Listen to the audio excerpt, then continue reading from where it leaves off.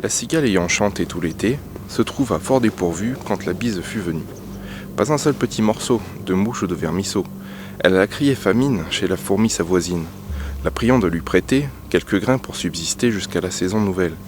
Je vous paierai, lui dit-elle, avant l'août, foi d'animal, intérêt principal. La fourmi n'est pas prêteuse, c'est là son moindre défaut. Que faisiez-vous au temps chaud, dit-elle à cette emprunteuse. Nuit et jour, à tout venant, je chantais, ne vous déplaise. Vous chantiez, j'en suis fort aise. Eh bien, dansez maintenant. Cette poésie, vous l'aurez bien sûr reconnue, on a tous appris à l'école, il s'agit de La cigale et la fourmi de Jean de La Fontaine. Donc elle introduit parfaitement le sujet que je voulais aborder aujourd'hui, puisque je voulais parler de survivalisme. Je l'avais déjà un petit peu abordé dans ma précédente vidéo, donc on va développer un peu plus aujourd'hui. Donc déjà je tiens à préciser que je ne vais pas parler ici de survivalisme façon télé-réalité, c'est-à-dire façon Bear Grylls quoi, en quelque sorte. Puisque bien sûr il est utile de savoir un petit peu comment se démerder dans la nature, mais bon, je pense que voilà, si vous habitez en Poitou-Charentes, ça vous fait une belle jambe de savoir comment traverser une rivière infestée de crocodiles. Enfin bref, moi, je vais vous proposer une petite définition de ce que j'entends par survivalisme, comme ça au moins vous saurez de quoi on parle.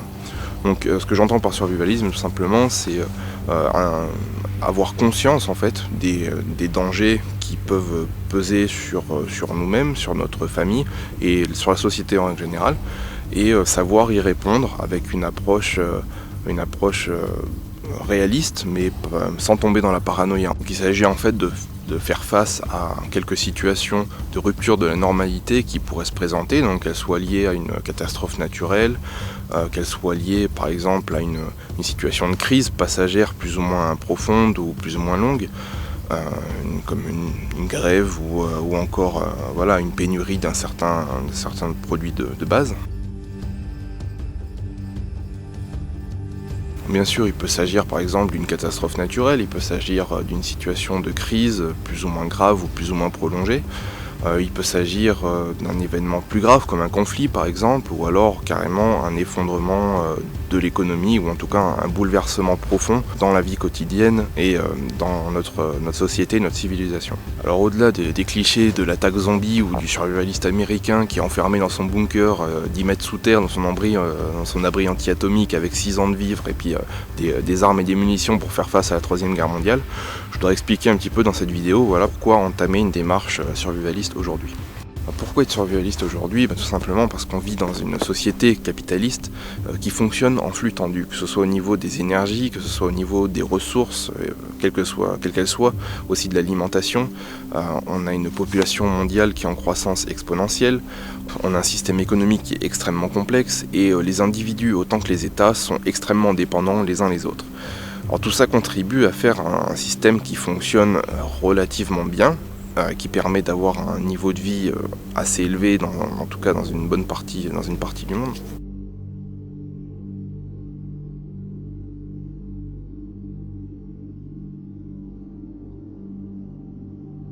Et tout ça, ça contribue en fait à faire qu'on vit aujourd'hui dans un système qui est un peu comparable à de l'horlogerie suisse, c'est-à-dire que ça fonctionne très très bien, c'est très précis, mais il suffit d'un petit grain de sable, un petit grain de poussière en fait, pour bloquer tous les rouages, et ça peut avoir bien sûr des conséquences qui peuvent être très graves.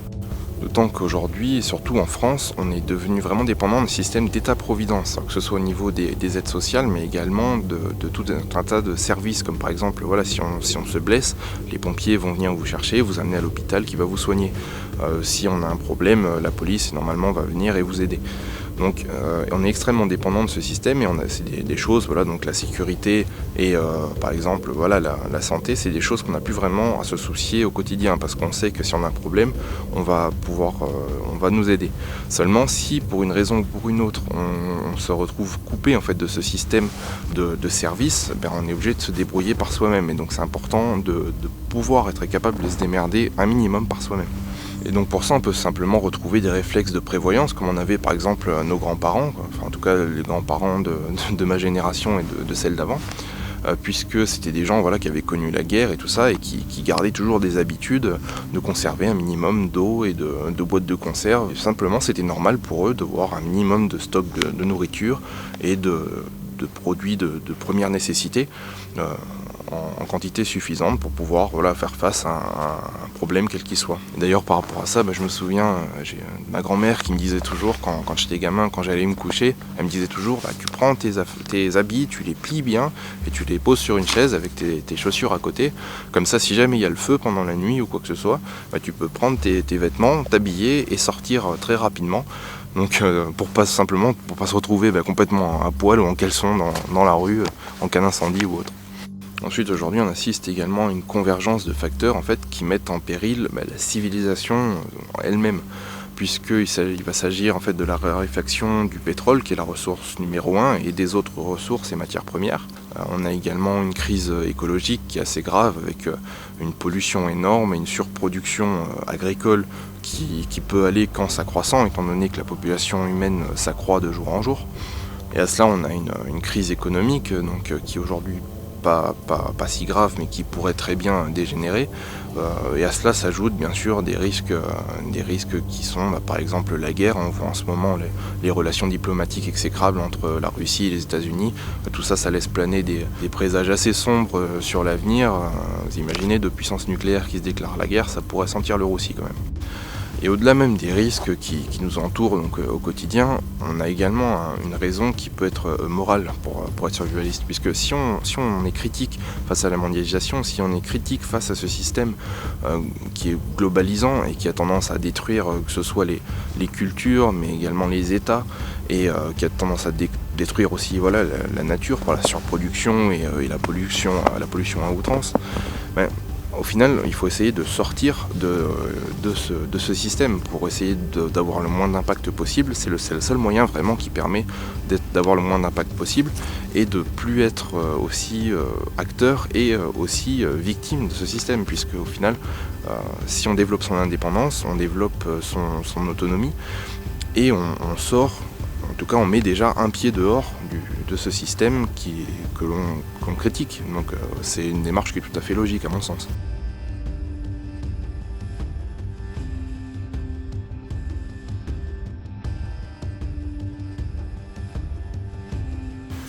Maintenant, je voudrais en venir à une deuxième partie qui est donc le paganisme dans le survivalisme. Pourquoi être païen peut être un atout si on est survivaliste. Donc ça permet déjà dans un premier temps de se rapprocher de la réalité des choses et en tout cas de la réalité des dangers en tout cas qui peuvent être liés à la nature, puisque dans le paganisme on est plutôt dans un paradigme où on va se sentir intégré à la nature mais pas au-dessus d'elle. Donc c'est en complètement contradiction bien sûr avec la société actuelle qui a complètement bouleversé les lois de la sélection naturelle, que ce soit pour les hommes ou aussi pour les espèces domestiques. Faut pas oublier que par exemple il y a 30 000 ans, ici, on avait des tigres à dents de sabre et des ours des cavernes. Je pense qu'ils avaient beaucoup plus conscience en fait des risques qui pouvaient être liés à la nature que nous aujourd'hui. On m'en parlait pas. Je pars pisser, pan. Un ours d'une toise et demie qui me tombe sur le rable. Ensuite, en cas de bouleversement grave, je pense en tout cas qu'on va assister à un retour assez fulgurant de tout ce qui peut être lié à la spiritualité et à la religion, quelle qu'elle soit. Dans une passe un petit peu difficile comme ça, les gens vont avoir besoin d'espoir tout simplement. Et cet espoir, de tout temps, les gens les ont trouvés dans les religions. Donc ça va sûrement revenir, je pense, en tout cas au galop, en cas vraiment de rupture de la normalité, de crise en tout cas importante.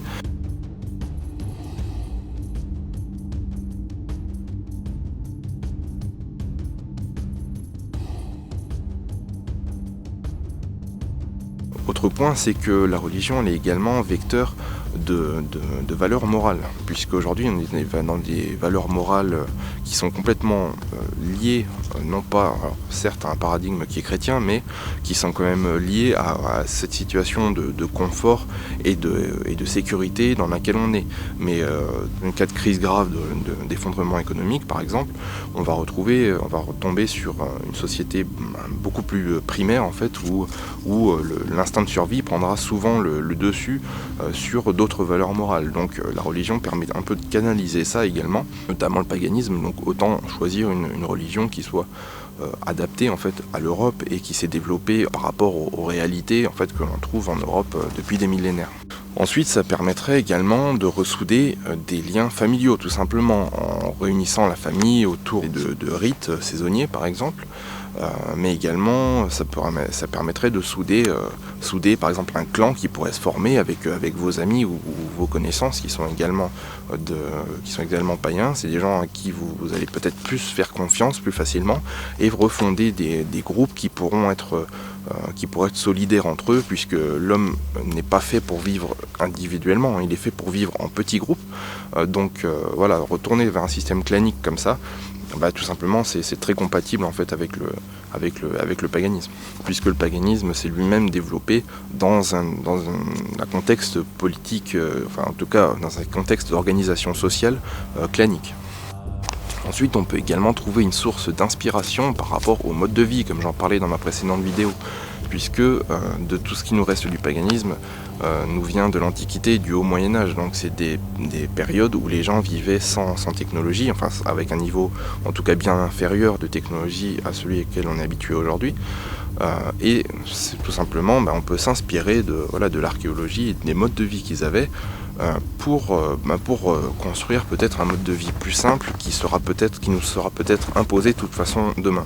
Ensuite, il y a un point important aussi, c'est la permaculture. Donc la permaculture, je ferai une vidéo dessus en particulier plus tard, mais je voulais parler déjà de la philosophie de la permaculture, qui consiste en fait à pratiquer une agriculture très locale, sur des relativement petites surfaces, et qui consiste en fait à imiter, en gros pour simplifier, les cycles naturels.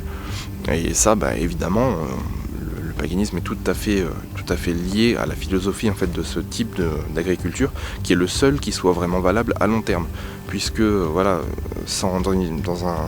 une situation de crise où on n'aura plus accès à des engrais, on n'aura plus accès à des pesticides, on n'aura plus accès à plein de choses artificielles comme ça, on sera obligé de revenir à une agriculture qui sera beaucoup plus locale déjà, et en tout cas à moins grande échelle et avec des moyens qui seront totalement différents. Voilà, donc maintenant par rapport à tout ce qu'on a dit précédemment, je vais essayer de parler un petit peu de comment est-ce qu'on peut aborder le survivalisme. Alors déjà, je pense que la plus importante et la première chose à faire, c'est d'identifier les risques. Alors que ce soit des risques locaux ou des risques qui soient à une échelle plus globale, c'est important d'identifier ces risques pour savoir à quoi se préparer, sans tomber dans la paranoïa ou dans la surpréparation qui serait tout à fait inutile. Par exemple, on ne va pas se préparer à un tsunami si on habite à la montagne. Ensuite, il va y avoir la probabilité des événements, c'est-à-dire que par exemple, une coupure d'électricité, une canalisation d'eau qui pète ou une pénurie partielle à la pompe à essence, c'est des choses qui ont relativement beaucoup de chances de se produire, qui se produisent assez régulièrement. Donc c'est des choses auxquelles il va falloir se préparer en priorité, parce que de toute façon, on est quasiment sûr qu'un jour ça nous arrivera. Ensuite, il y a les risques vraiment à grande échelle qui touchent la civilisation entière, comme on a vu tout à l'heure, qui là demandent beaucoup plus de préparation, beaucoup plus de moyens et un état d'esprit qui soit plus focalisé justement là-dessus, parce que ça va vraiment conditionner en fait notre mode de vie. Une fois qu'on a identifié les risques, on va pouvoir étudier en fait les moyens d'y répondre, les moyens de se préparer face à ces dangers, face à ces risques. En partant bien sûr du besoin le plus immédiat, jusqu'au besoin le plus dispensable. Donc là pour ça je vais reprendre la classification qui a été faite dans son livre par Piero San Giorgio, donc le livre je vous le présenterai tout à l'heure. Donc en premier lieu on va avoir le besoin le plus primordial, c'est bien sûr l'eau, puisqu'on ne peut pas survivre plus de 3 jours sans eau, donc c'est vraiment le premier besoin qui va être indispensable de satisfaire. Ensuite, on va avoir bien sûr la nourriture, puisque on peut survivre un peu plus longtemps sans manger, mais bon, on ne peut pas survivre non plus éternellement sans manger, donc c'est le deuxième besoin qui va être indispensable de satisfaire.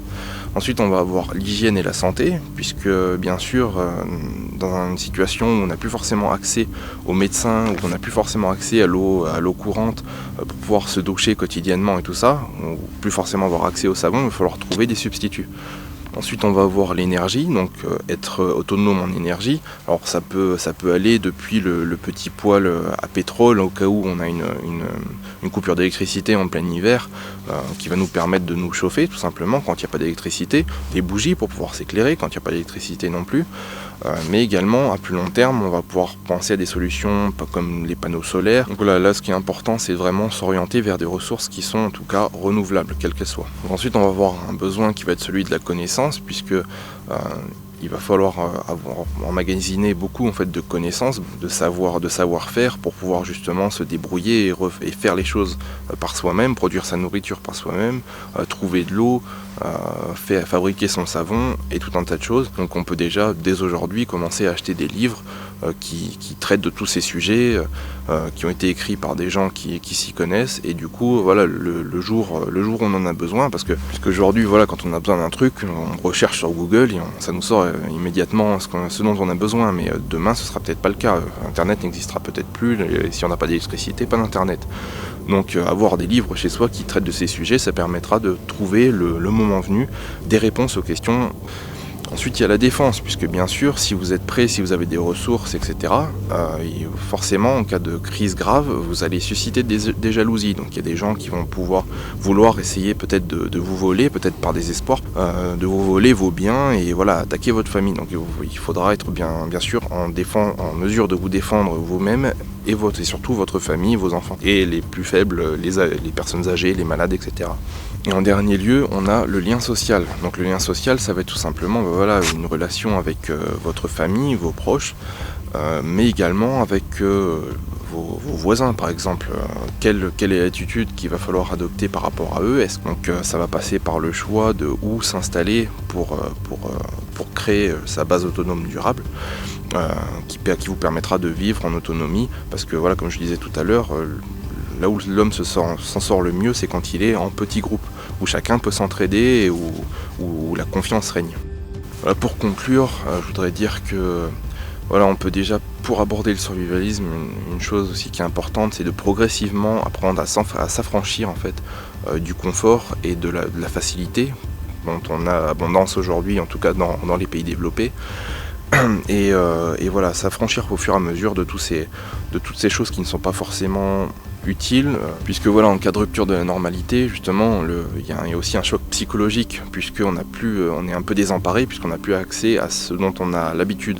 Donc de perdre un peu des habitudes de confort et de facilité, ça permet de se préparer justement psychologiquement à une éventualité qui peut être assez grave. Donc pour conclure cette vidéo, je voudrais dire que bien sûr j'ai fait qu'évoquer très en surface, très superficiellement ce vaste sujet qu'est le survivalisme, mais le but était surtout d'offrir à ceux d'entre vous qui ne connaîtraient pas un petit peu ce milieu ou qui auraient peut-être des a priori, de vous offrir une première approche, et également surtout de mettre en évidence en fait le lien qui pouvait exister entre survivalisme et paganisme, en tout cas l'utilité du paganisme dans une démarche de préparation survivaliste. Pour aller plus loin, je vous mettrai dans la description de cette vidéo une petite bibliographie si vous voulez approfondir un peu le sujet de l'autonomie et du survivalisme. Et je tenais déjà à vous présenter un premier livre, face caméra. Il s'agit de Survivre à l'effondrement économique de Piero San Giorgio. Donc un livre que j'ai déjà évoqué tout à l'heure, dont je me suis inspiré aussi pour faire cette vidéo. Et alors déjà pour vous présenter un petit peu l'auteur, il s'agit d'un citoyen suisse, c'est un homme d'affaires, quelqu'un qui a donc prospéré dans ce système dont on a parlé tout à l'heure, ce système capitaliste, et qui a eu progressivement une prise de conscience des enjeux qu'il y avait dans notre monde actuel et surtout des risques en fait qui pesaient sur cette société, sur cette civilisation.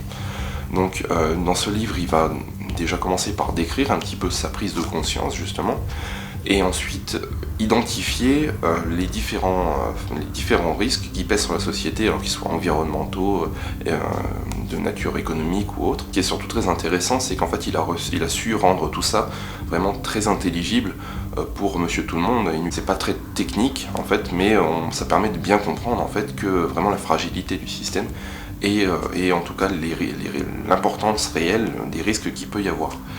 Donc ça c'est pour une première partie qui est peut-être un peu plus théorique, et en fait il va expliquer voilà, les mécanismes de l'effondrement et comment en fait la convergence de tous ces facteurs risque fort d'entraîner le monde dans une crise économique grave, et en tout cas mener à un effondrement économique qui est quasiment certain, ou en tout cas que tout ça va mener à des troubles dans un futur plus ou moins proche. Et dans une deuxième partie, l'auteur va donner des pistes en fait à suivre pour justement entamer une démarche vers le survivalisme, en tout cas une démarche vers l'autonomie. Donc il va développer des concepts comme par exemple la base autonome durable, que j'ai évoqué également tout à l'heure, Donc il s'agit en fait tout simplement de votre lieu d'habitation principal qui sera pensé en vue d'avoir la plus grande autonomie possible. C'est une partie qui est très intéressante, qui est très complète aussi, puisque l'auteur a vraiment été rechercher chacun des besoins et les moyens d'y satisfaire. Mais si j'avais juste une petite critique à formuler, c'est que je la trouve parfois peut-être qui manquant un peu de réalisme, c'est-à-dire que, pas dans le fond, mais dans la forme, c'est-à-dire que si on fait l'addition de toutes les listes de produits alimentaires et de première nécessité que l'auteur préconise de stocker en quantité suffisante, on arrive à des quantités, en tout cas à un coût extrêmement élevé, qui n'est pas forcément à la portée de toutes les bourses. Surtout si on prend en considération l'achat d'un domicile pour en faire sa base autonome durable. Voilà, ceci étant dit, ça n'enlève absolument rien à la qualité de l'ouvrage, et je pense que cet élément est peut-être à mettre sur le fait que ce livre a été écrit maintenant en 2011, donc l'auteur avait à ce moment-là que 6 ans réellement d'expérience dans le domaine de la préparation, et depuis, j'ai pu constater qu'il a pas mal évolué parce que c'est quelqu'un qui est très ouvert, qui m'a l'air très ouvert et qui a pas mal évolué sur certains sujets, puisqu'il a aussi une chaîne YouTube que je vous encourage à suivre, et ça fait un petit moment que je le suis, et puis j'ai pu y déceler justement des signes comme quoi il était venu vraiment quelqu'un qui s'était plus tourné vers une démarche un petit peu survivaliste à l'européenne, j'ai envie de dire, qui consiste en fait à profiter si effondrement il y a, d'en profiter pour faire créer une société nouvelle qui serait basée uniquement sur du renouvelable, pour plus refaire les erreurs qui ont pu être commises par le passé, en opposition à une démarche un petit peu américanisante qui va consister en fait à stocker un maximum de choses dans le but en fait de maintenir un niveau de normalité, de confort très élevé, même en cas de crise grave, en attendant en fait des jours meilleurs, en quelque sorte, avec un certain espoir que tout redevienne comme avant.